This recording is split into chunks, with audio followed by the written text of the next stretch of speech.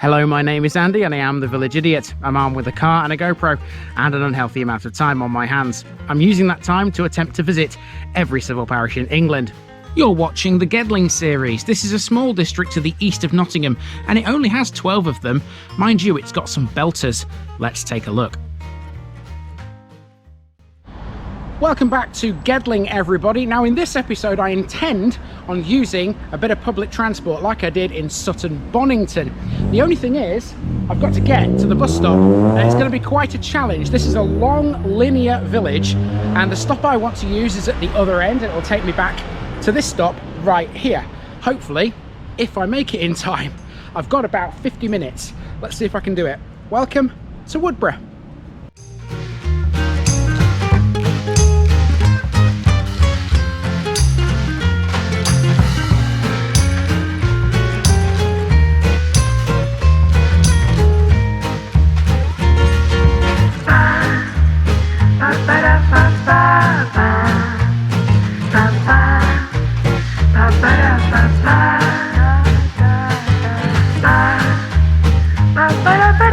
Here's my disclaimer for people who may be watching me for the first time. I say things as I would in my native accent and dialect. As a result, I may not pronounce things in the same way as the locals do. Remember, I'm a visitor. It's impossible to know everything. Leave me a comment, spin me a like and bash that subscribe button. Let's get to today's parish video.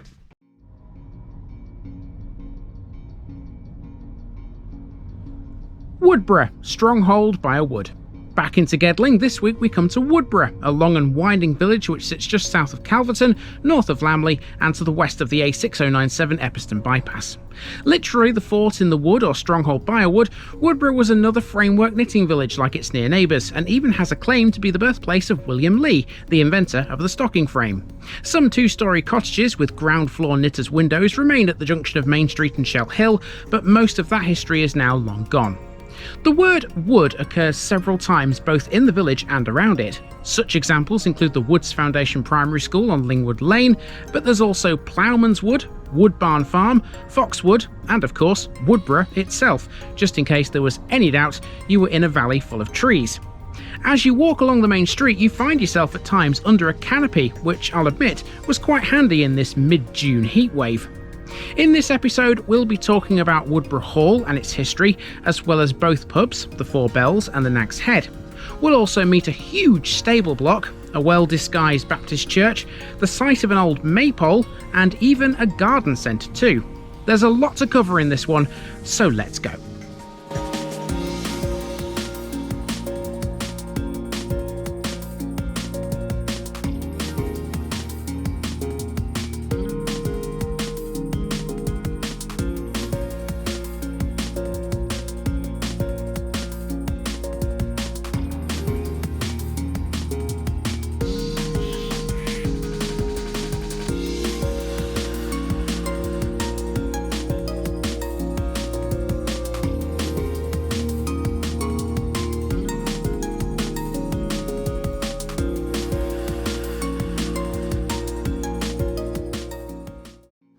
Understanding Woodborough Village is quite a task. Let's start with the biggest landmark it has, Woodborough Hall.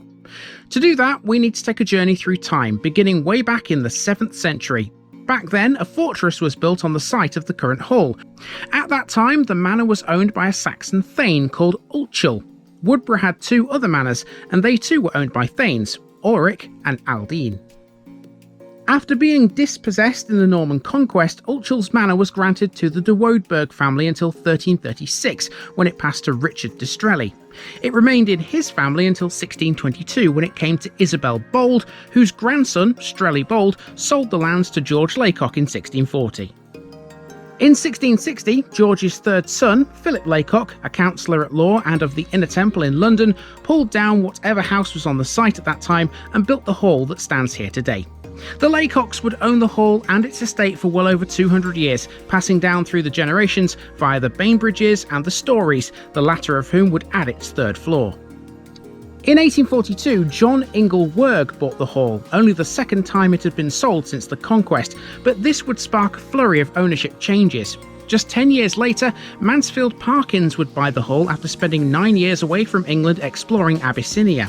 At that time, Thomas Chambers Hine would get involved, making several changes to the house and even adding some stained glass windows. Piped water was introduced to the house by Charles Hose Hill, who would be next to own the property in 1895. The water would come from Stanley Hill Reservoir, located on a hill overlooking the village. In 1936, it was requisitioned by the military, and it became the official residence for the AOC No. 12 Fighter Group of the RAF. In 1959, the tenancy passed to the British Army.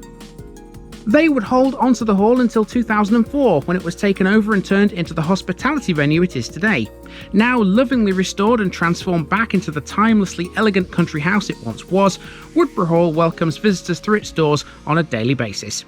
Given its military history, if you visit, you may even stumble across an old World War II bunker as you venture through its secret gardens.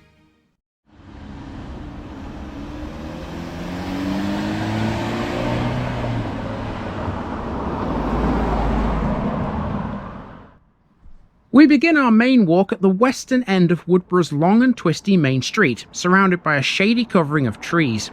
Our first landmark is a phone box, and there are 2 of these in this village. Neither have working phones anymore, but this one is still in use as a defibrillator cabinet. Next to that is one of at least 3 Woodborough heritage boards sited at points along this walk. This one focuses on Woodborough Hall and the framework knitting industry once prevalent here. It also mentions this brook, which Main Street effectively follows the line of. Unnamed, the brook is one of the small tributaries of the Dover Beck, which we met back in Newark and Sherwood. Although tiny, its shape determined the layout of this narrow, fertile valley, flanked on either side by tree-clad hills. By extension, Woodborough has grown around this once thickly wooded vale. In the Domesday Book, the village is referred to as Oudburg, meaning the fortress in the woods. Bronze Age people, ancient Britons and Romans all played their part in building up the hill fortifications, while the Anglo-Saxons were more concerned with making a settlement. Okay, I've just realised that I actually can't use that bus. Even if I make it to the bus stop in time, I actually can't use it because, like a dimwit, I've left my wallet in the car, which means that I have no money on me right now. So yeah, I'm gonna have to walk back, unfortunately, but never mind. You know what, it's a pleasant little walk this, to be honest with you. I'm enjoying it so far. The sun's up, it's warm, but it's an enjoyable little place, is Woodborough, up to now anyway. Let's see what else it's got. One of the standout features is undeniably this old stable block. This gigantic brick building stands over the road from Woodborough Manor. Grade 2 listed and now converted into apartments, these were formerly racing stables and were built in 1878. It's believed that some older farm buildings, which once extended into Main Street, were demolished to make way for this enormous new structure. Apart from being stables, on its construction, this also included a house for a head groom and his family, a tack room for saddles and harnesses, and a storage room for fodder and grain above. Next up is the Four Bells. Until 1844 this was known as Eight Bells instead, and of all the pubs once here, this one has undergone the greatest transformation in appearance and style. In the 1920s the original building was demolished and this very imposing new building took its place at a time when bus services to and from Nottingham were in their infancy. Modern buses still stop outside both it and the Woodborough Health Club directly opposite. This used to be a Wesleyan Methodist chapel and it was built in 1887. Woodborough also once had a primitive chapel too, which closed in 1962. Here's the parish notice board in the bus shelter, and even though my card fell off at first, it did eventually stay on. 2 to go in Gedling. Now we come to Governor's Field, a small park dead opposite the church, which is leased from the local primary school by the parish council. The new playground here was officially opened by Paralympic champion Richard Whitehead, MBE, in October 2017. The field also has a Millennium Beacon and the second of the heritage boards. This one focuses mainly on the history of the churches and the chapels. And speaking of the church, Woodborough's church is dedicated to St Swithin, but this isn't the first religious building to have ever stood here. The first church, likely of Anglo-Danish workmanship, would have been built between 971 and 1086 AD. It would have had a chancel, a nave and a tower, and its walls would have been made of wooden logs and mud. By 1100, Woodborough was a prebend of Southwell Minster. Indeed, the chapter house in that cathedral has a seat reserved for the village. In the churchyard here is a war memorial cross. The church also has a stained glass window dedicated to the fallen. Down Lingwood Lane we go next to find the old vicarage on the right and Woodborough's primary school on the left. The school is Wood's Foundation's C of E, which actually began its life as the building which is now the vicarage in 1736. It's since moved twice, but on both occasions it stayed on Lingwood Lane, which used to be called School Lane. The current building, seen here, was opened in 1986, and the children you can see there have just come from the car park of the village hall, which is next door. They've been to the mobile library, which has been visiting Woodborough fortnightly since the 1950s. The village hall was built in 1974 and was opened by the chair of Nottinghamshire County Council. The current building replaced a much older hall which dated back to 1948. It was known as the parochial hall instead back then because its primary purpose was to serve the church. On the other side of the car park is the other former Woods School building, Victorian and dating from 1878. From here we need to make our way back to Main Street, and to do that we have to pass the tennis club and cross the playing field behind the village hall. Here's the view back to where we've just been.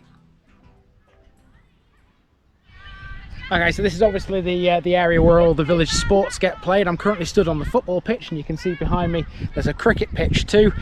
This field also seems to be used by the school too. There's a class of children over there using the athletics facilities that are marked out on this ground as well. May as well, it's right next to the school, eh? Now then, our next job is to walk up a footpath that goes alongside the school and back to the main road. I'm going to try, if I can, to not get completely run over by this class of kids actually, because they're just running beyond me now. So yeah, hopefully I don't get mown down by them.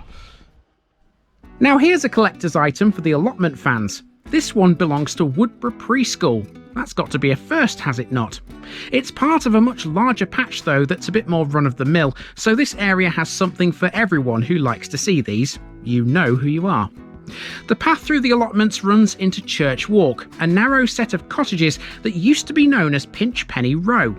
When you reach the road, look left and you'll see a property called Punch Bowl House. That was a pub called the Punch Bowl and was trading up until 1907 from at least 1774. Ice front at the same spot and you'll see an old forge, and behind us here is the Woodborough Pinfold, which was restored in 1978. Now it's a case of heading east again, and next to pass is the second phone box. Again, there's no phone, but this one's been turned into a book exchange. Now let's talk shops. Not long ago there used to be a co-op store in the village. It was located on what's now a patch of overgrown waste ground near Church Walk. These days the only retail property the village has is the Woodborough Convenience Store, which also doubles as the post office. I have to say, Woodborough is very, very similar to Lambley. I'm sure you remember Lambley from a while ago.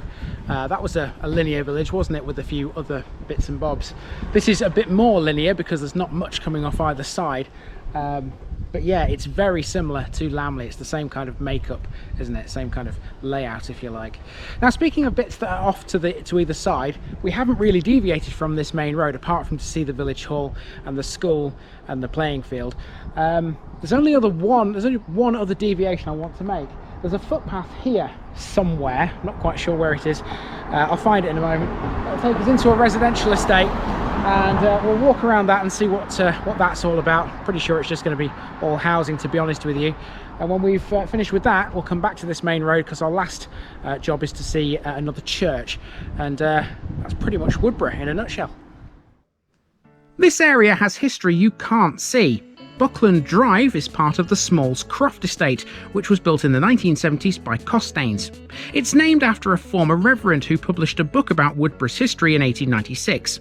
Many other writers have done the same down the years.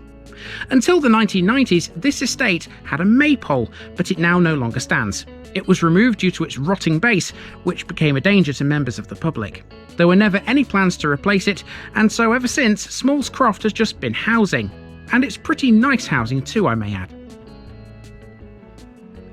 We've got a couple of sections left. Between here and Shelt Hill it's more housing, but generally speaking it's older because it's mostly on Main Street. The brook we met earlier has now disappeared underground, but in places you can still see where it is. At this point it leaves the side of Main Street and heads southeast towards Lingwood Lane. It marks the point of one of several yards scattered along Main Street where cottages and workshops would have once been. And on the corner of Ploughman Avenue is a small garden, with the third of the 3 heritage boards. One thing that board talks about is the Nag's Head. This was established in 1870 and was owned by a farmer called Noah Wood. Initially beer was brewed at the inn, but by 1956 it had been acquired by Hardy and Hanson's Brewery of Kimberley. Until 1927 it had an extension, later demolished in order to widen the road. Around the corner onto Shelt Hill, which used to be called Dark Lane, is Woodborough Baptist Chapel. This could so easily be mistaken for a house. Its history can be traced back to 1810, but the current chapel was built in 1831 on a plot of land that used to be part of an orchard. Okay, so I've reached the end of the walking route, as it were. This is Shelt Hill, which does go uphill and out towards Epperstone, which you might remember from the Newark and Sherwood series quite a while ago now. We are going to catch what's up there in the car when I've actually got back to the car. Annoyingly, I would have made it in time for the bus because I've got about 3 minutes left before it turns up and the stop is literally just outside the Nag's Head. So had I had my wallet, I would have been able to catch the bus and get back to the other end of Woodborough. As it is, I'm going to have to walk it. In all honesty, there's not a great deal up Shelt Hill, barring another housing estate that consists of 2 main streets, Dover Beck Drive and Sunningdale Drive. Virtually everything in this video has been sourced from one of the best websites I've ever found for a village's history. It's called Woodborough Heritage, and it has way more than I could ever fit into one video.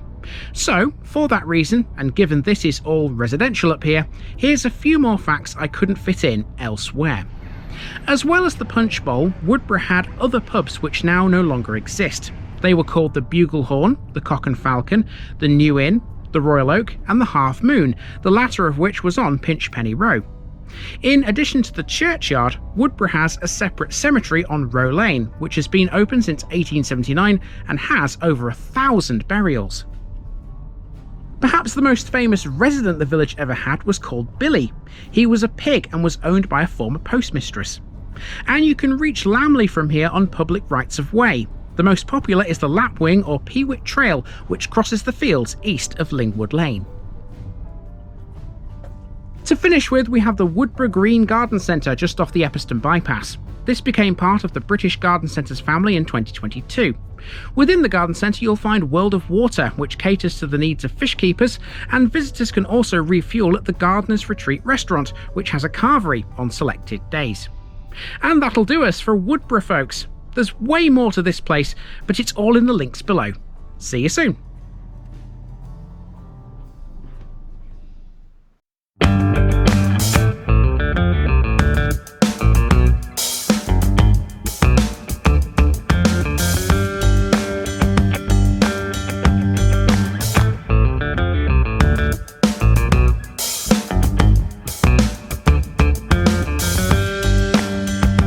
Thanks for watching this video, folks. Don't forget to like this episode if you haven't already. It really makes a difference with YouTube. If you're new here, subscribe to the channel for more videos like this, and give us a share too if you've got friends who'd like it. You can find all the links to my social media accounts below, as well as my Buy Me a Coffee page where you can donate to the channel. Also, if you've enjoyed this episode, have a look at some more videos in this series. Until next time, I've been Andy, also known as the Village Idiot, and I'm out.